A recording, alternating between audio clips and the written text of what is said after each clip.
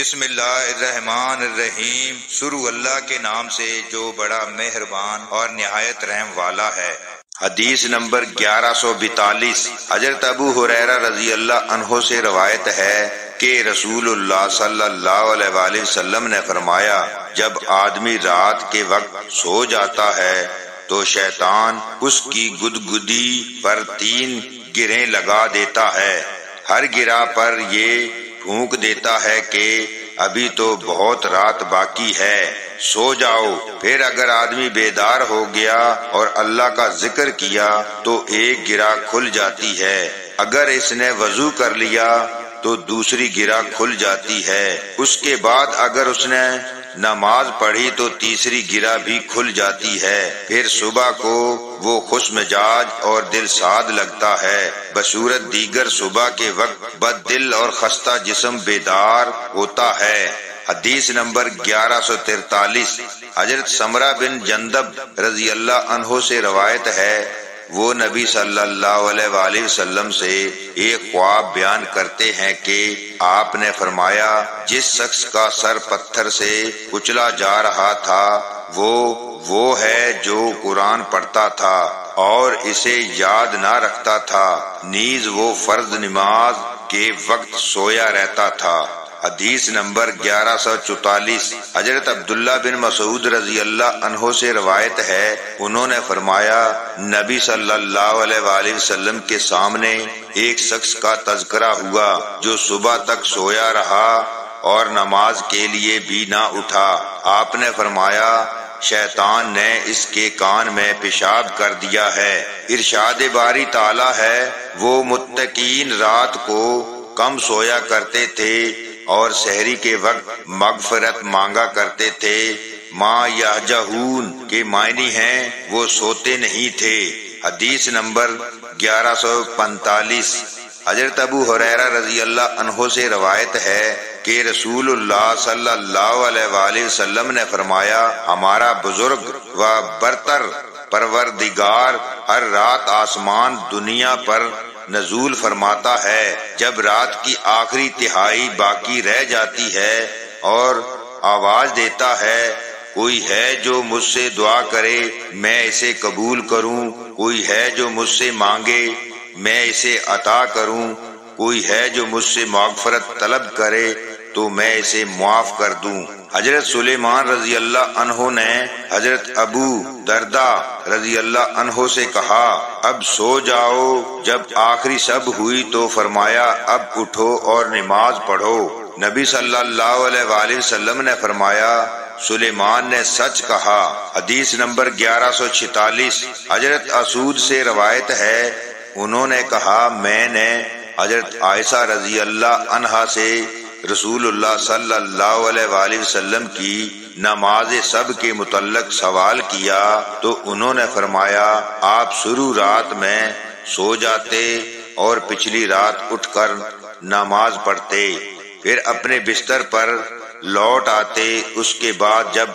مؤذن اذان دیتا تو اٹھ کھڑے ہوتے، اگر ضرورت ہوتی تو غسل فرماتے، ورنہ وضو کر کے باہر تشریف لے جاتے۔ حدیث نمبر 1147، حضرت ابو سلمہ بن عبد الرحمن سے روایت ہے، انہوں نے حضرت عائشہ رضی اللہ عنہا سے سوال کیا کہ رمضان المبارک میں رسول اللہ صلی اللہ علیہ وآلہ وسلم کی نماز کیسے ہوا کرتی تھی؟ انہوں نے فرمایا کہ رسول اللہ صلی اللہ علیہ وآلہ وسلم رمضان یا غیر رمضان میں 11 رکعات سے زیادہ نہیں پڑھتے تھے، پہلے 4 رکعات پڑھتے، ان کی طوالت اور خوبی کے متعلق نہ پوچھو، پھر 4 رکعات پڑھتے، ان کی خوبی اور طوالت کے متعلق بھی سوال نہ کرو، ان کے بعد 3 رکعات وتر پڑھتے تھے۔ حضرت عائشہ رضی اللہ عنہا نے فرمایا، میں نے آپ سے دریافت کیا، اللہ کے رسول، کیا آپ وتر پڑھنے سے پہلے سو رہتے ہیں؟ آپ نے فرمایا، عائشہ میری آنکھیں تو سو جاتی ہیں مگر میرا دل بیدار رہتا ہے۔ حدیث نمبر 1148 حضرت عائشہ رضی اللہ عنہا سے روایت ہے، انہوں نے فرمایا میں نے کبھی نبی صلی اللہ علیہ وآلہ وسلم کو بیٹھ کر نماز پڑھتے نہیں دیکھا، حتیٰ کہ جب آپ عمر رسیدہ ہو گئے تو بحالت نماز بیٹھ کر قرات فرماتے۔ جب کسی سورت کی 30 یا 40 آیات باقی رہ جاتی تو کھڑے ہو جاتے اور انہیں پڑھ کر رکوع فرماتے۔ حدیث نمبر 1149 حضرت ابو ہریرہ رضی اللہ عنہ سے روایت ہے کہ نبی صلی اللہ علیہ وآلہ وسلم نے نماز فجر کے بعد حضرت بلال رضی اللہ عنہ سے فرمایا، اے بلال مجھے وہ عمل بتاؤ جو تم نے اسلام لانے کے بعد کیا ہو اور تمہارے ہاں وہ زیادہ امید والا ہو، کیونکہ میں نے جنت میں اپنے آگے آگے تمہارے جوتوں کی آہٹ سنی ہے۔ حضرت بلال رضی اللہ عنہ نے عرض کیا، میں نے کوئی عمل ایسا نہیں کیا جو میرے نزدیک زیادہ پر امید ہو، البتہ میں رات اور دن میں جب وضو کرتا ہوں تو اس وضو سے جو نماز میرے مقدر میں ہوتی ہے پڑھ لیتا ہوں۔ حدیث نمبر 1150 حضرت انس بن مالک رضی اللہ عنہ سے روایت ہے، انہوں نے فرمایا نبی صلی اللہ علیہ وآلہ وسلم ایک دفعہ مسجد میں داخل ہوئے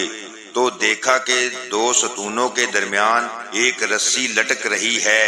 آپ نے دریافت فرمایا یہ رسی کیسی ہے؟ لوگوں نے عرض کیا یہ رسی حضرت زینب رضی اللہ عنہا نے لٹکا رکھی ہے، کیونکہ جب وہ نماز میں کھڑے کھڑے تھک جاتی ہیں تو اس سے لٹک جاتی ہیں۔ نبی صلی اللہ علیہ وآلہ وسلم نے فرمایا نہیں، اسے کھول دو، تم میں سے ہر شخص نصاعت تابع کے ساتھ نماز پڑھے، جب تھک جائے تو بیٹھ جائے۔ حدیث نمبر 1151 حضرت عائشہ رضی اللہ عنہا سے روایت ہے، انہوں نے فرمایا میرے پاس بنو اسد قبیلے کی ایک عورت بیٹھی ہوئی تھی کہ رسول اللہ صلی اللہ علیہ وآلہ وسلم تشریف لائے۔ آپ نے فرمایا یہ کون عورت ہے؟ میں نے عرض کیا یہ فلاں عورت ہے، رات بھر سوتی نہیں ہے اور اس کی نماز کا خوب چرچا ہے۔ رسول اللہ صلی اللہ علیہ وآلہ وسلم نے فرمایا ایسا کرنے سے رک جاؤ، خود پر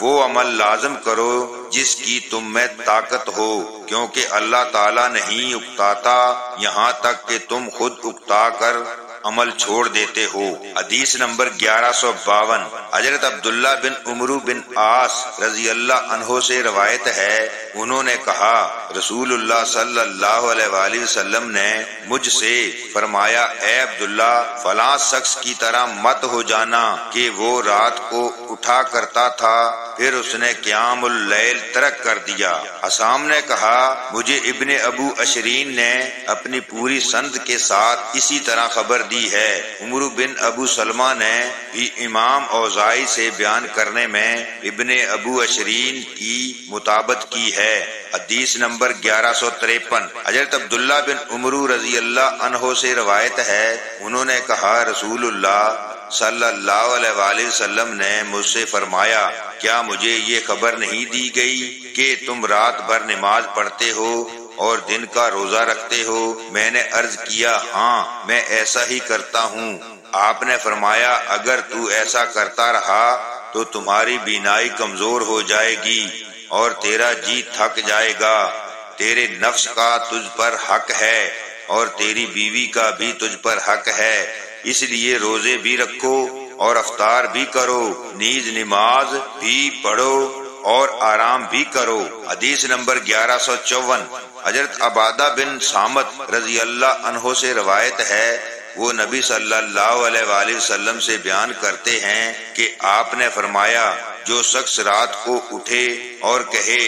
لا الہ الا اللہ ولا قوت الا باللہ، اللہ کے سوا کوئی معبود نہیں، وہ اکیلا ہے، اس کا کوئی شریک نہیں، بادشاہت اسی کی ہے اور تمام تعریفات اسی کی ہیں اور وہ ہر چیز پر قادر ہے، تعریف اللہ ہی کے لیے ہے، میں اللہ کی پاکیزگی بیان کرتا ہوں، اللہ کے سوا کوئی معبود نہیں، اللہ وہ سب سے بڑا ہے، نیکی کرنے کی اور برائی سے بچنے کی طاقت اللہ ہی کی توفیق سے ہے۔ پھر یہ دعا پڑھے، اللہم اغفر لی، اے اللہ مجھے معاف فرما دے، یا کوئی اور دعا کرے تو اس کی دعا قبول ہوتی ہے، اور اگر وضو کر کے نماز پڑھے تو اس کی نماز بھی قبول ہوتی ہے۔ اللہ تعالی ہم سب کو دین کو صحیح معنوں میں سمجھنے کی توفیق عطا فرمائے، آمین ثم آمین۔